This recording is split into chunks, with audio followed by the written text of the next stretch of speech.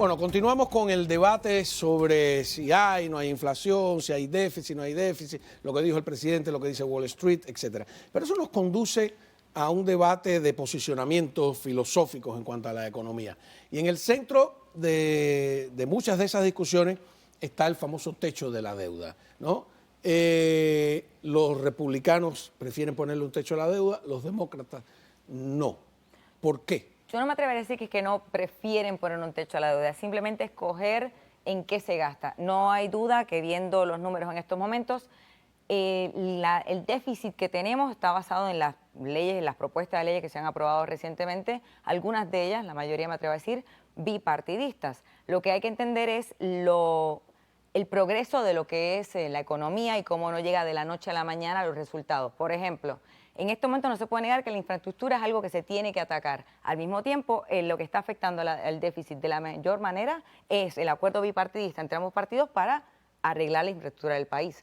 Es algo que se tiene que arreglar, se tiene que hacer, va a costar dinero hacerlo. Tal vez a un futuro el déficit va a bajar basado en este tipo de propuestas. A mí me sorprendió que no, durante la campaña Biden no habló de infraestructura. Eso es como que se lo sacaron de abajo de la manga después de la victoria, ¿no? Se lo sacaron cuando tratamos de trabajar de una manera bipartidista y vemos que las propuestas que llegaban no llegaban a ningún lugar. ¿Cuál es el elemento bipartidista que se puede incluir, que se incluyó en su momento y que fue aprobado? La infraestructura. Y nuevamente es algo que no se puede negar, se necesita, va a costar, no es gratis, obviamente. La economía se va a estabilizar, pero en este momento tenemos que pagar las consecuencias. ¿Estos proyectos de infraestructura no son un poquito keynesianos de la época de Roosevelt? El problema es que este proyecto de infraestructura casi no tiene nada que ver con la infraestructura y tiene todo que ver con el socialismo verde, o sea, tiene todo que ver con ¿Qué es el socialismo la inversión en mecanismos de energía alternativa que no, o sea, el dinero no se está usando para infraestructura, se está usando básicamente para invertir. Pero supongamos que se usa en infraestructura, ¿no? Yo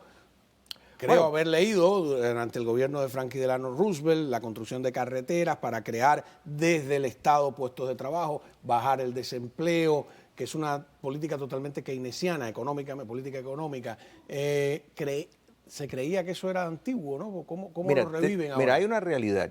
Los puentes, carreteras, túneles, muchos que están en mal estado. Eso es muy cierto.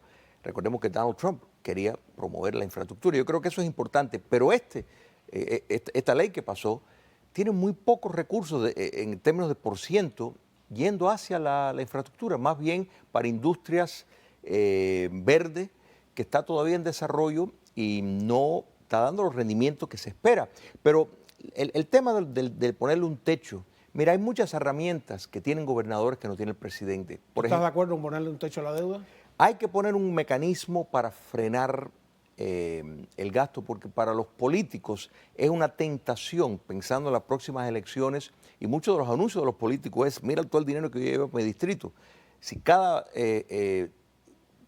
político piensa así y mide su éxito basado en el dinero que trae, pues quiere decir que esto es una carrera para buscar fondos y eso puede quebrar el país. ¿Por qué no el gobierno federal? Los gobiernos locales tienen prohibido pedir préstamos a los bancos privados, endeudarse, porque si no tuviéramos nuestros 34 municipios, tuvieran pretextos de todo tipo para tener deudas enormes. ¿Por qué no ponerle al gobierno federal un coto parecido? Mira, y hay otra cosa que se llama un line... Fíjate, no digo igual, digo parecido. Line item veto. Quiere decir, porque ahora mismo, a lo mejor en los gastos militares, van a meter una inversión que no tiene nada que ver, un gasto que no tiene nada que ver con las Fuerzas Armadas. Entonces, o tú lo firmas, o se estanca. Es una vieja técnica que usan en el Congreso, ¿no? Te voy a colar, eso, si no nos hubieran aprobado la ley Hensworth, ¿no?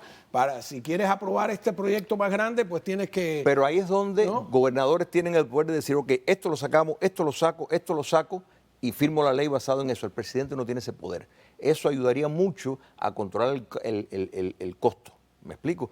Porque el presidente, supuestamente, la rama legislativa está ahí para mirar sobre todo el país, o sea, estar por arriba de intereses particulares de cada estado o de cada distrito. Ese es el papel teóricamente del presidente. Entonces el line item veto le daría eso, bueno, esto vamos a quitarlo, lo siento, fulanito de Alaska, esto para allá te lo quito, y que eso se trate. El gobernador tiene muchos gobernadores tienen esa capacidad y eso controla el gasto. No lo tiene el presidente. Por eso es que los estados tienen mejor control del presupuesto que el gobierno federal. Bueno, porque los obligan de alguna manera. Dos preguntas no amigables, una para cada uno. ¿Qué respondes a quienes consideran que en realidad todo este gasto es una manera de crear clientela política que se transforme luego en votos a favor de los demócratas? Les recomendaría a las personas que piensan eso que vean de dónde viene el gasto y a qué se está utilizando. Por ejemplo, la última propuesta es para ayudar a nuestros veteranos. Y estoy de acuerdo con Julio en el cual el line item bill sería lo ideal para el presidente. Lamentablemente nunca ha estado disponible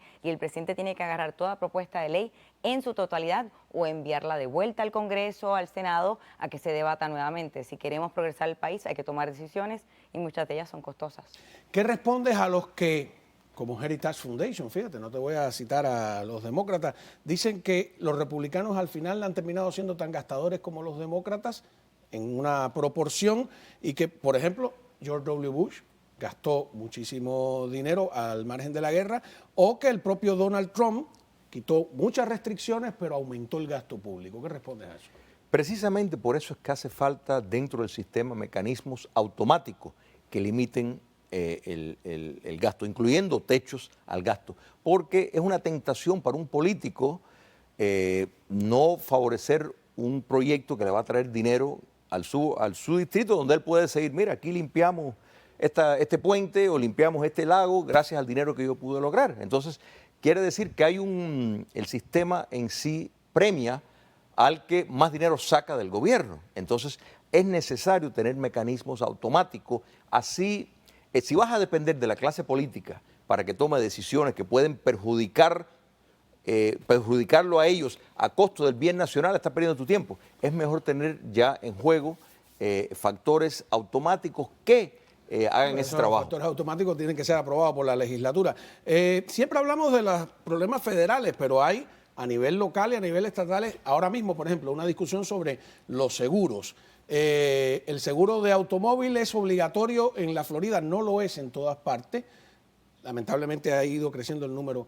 ¿Crees que debería eliminarse el seguro de automóvil obligatorio? Aquí, en vez de enfocarnos en eliminar o no, tenemos que ver cómo se manejan las cortes. Y ahí, en mi área es lo que practico. En lo que es la Florida en particular, tenemos un estado con un litigio bastante pesado. No solamente en lo que es automóviles, lo vemos en la vivienda, y es un efecto bastante caro para la población. El, por ejemplo, obligar a que todo el mundo tenga un seguro, aunque sea mínimo de $10,000, que no te cubre absolutamente nada. Y lo que obliga también es que muchas compañías no quieran estar en la Florida. En estos momentos, conseguir un seguro para tu propiedad en la Florida es de casi propiedad, imposible. pero en el automóvil todo el mundo quiere estar porque es una maravilla, ¿no? ¿Estás de acuerdo con que se elimine el seguro obligatorio de automóvil? Hasta el año 89 no era obligatorio aquí. Claro, yo no creo que se debe de eliminar. Sí creo que se debe facilitar opciones, tal vez. ¿Por qué tiene que ser obligatorio? Bueno, porque... Si el pretexto de si yo choco con alguien que no tiene seguro, ¿a mí qué me importa? ¿Es un problema de él? Bueno, ¿Quién me manda a no tener seguro? Yo tengo seguro. Pero es que ¿Por qué mi compañía tiene que tratar de cobrarle al otro? Ahí está, porque estás usando mecanismos públicos, estás usando una carretera, estás beneficiando el sistema por un lado, entonces tienes que tener algún tipo de responsabilidad por si acaso tú causas un daño que puedes perjudicar a un tercero. Bueno, pero el tercero debe estar asegurado, porque no está asegurado el tercero. No lo está, es muy común y por eso el litigio es esencial. Vamos al otro, y debería sacarse del corset en que tienen aprisionados a los seguros de casas, o sea, es decir, ahora hay una serie de compañías autorizadas, limitadas, tienen un monopolio del seguro de las viviendas, ¿deberían permitirnos ir a buscar seguros más baratos a otros estados o no? Nuevamente, ahí donde las cortes están controlando este mercado y no nos estamos dando cuenta, y el Estado tiene que darse cuenta de cuánto litigio hay de por medio. Cuando vemos compañías, firmas, y con todo respeto a mis colegas abogados, que solamente lo que hacen es conseguir el beneficio económico sin darse cuenta cómo está afectando al público y cómo limita nuestras opciones, no entendí ninguna de las dos respuestas, pero prometo estudiar para aprender sobre demasiado, el tema, ¿no? Más o menos, creo que se me fueron un poco por la tangente. Patria de Martí tiene un evento sobre las mujeres cubanas, que va a estar Lilo Vilaplana, el director de una película sobre las presas que provisionalmente se llama Plantada. Yo le propuse que se llamara Olvidadas, porque las mujeres cubanas han sido olvidadas como tantas otras. Ahora hay un gran movimiento en defensa de las mujeres que han sido maltratadas, pero de las cubanas nadie se acuerda. Van a estar ustedes allí ¿dónde va a ser esta vez? En la Biblioteca Pública de la 94 y Coral Way. Correcto. Y va a ser este jueves A las 5:30, más A las temprano, 5:30. Van a haber cerca de 8 a 10 presas políticas, casi todas ¿no? presas Alicia plantadas. del Busto, Genoveva también Iliana Curra, Nilda Díaz, Elba González, Marta de la Paz Valdés, Ana Lázara Rodríguez, bueno, Juana Sánchez Piloto. Tremendo evento. Olvidadas por completo, sufrieron años y años Y eso hay de que cárcel. y esto hay que traerlo a colación. ¿Ya hay has visto que algo yo ya de la película, no? Está muy bien filmada. así No, que- no, no. Todo lo que hace Lilo y esto hay que felicitarlo a él. Y él va a estar ahí. Y desde Leyendas del Exilio, que también tú, Encinosa, o sea, muchos otros aportaron a rescatar la memoria, porque eso es fundamental para una sociedad libre. Hay que La seguir. Cuba, la nueva Cuba necesita tener esto presente. Una mesa donde pueda haber una Isadora que pelee con un Julio allí en La Habana. Siempre que sea un evento así, cuenta Pero hoy conmigo. vinieron muy amigables, no me gustó. Muchísimas gracias, Isadora, de Siempre verdad, un gusto. por haber estado aquí con nosotros. Gracias a Julio. Gracias.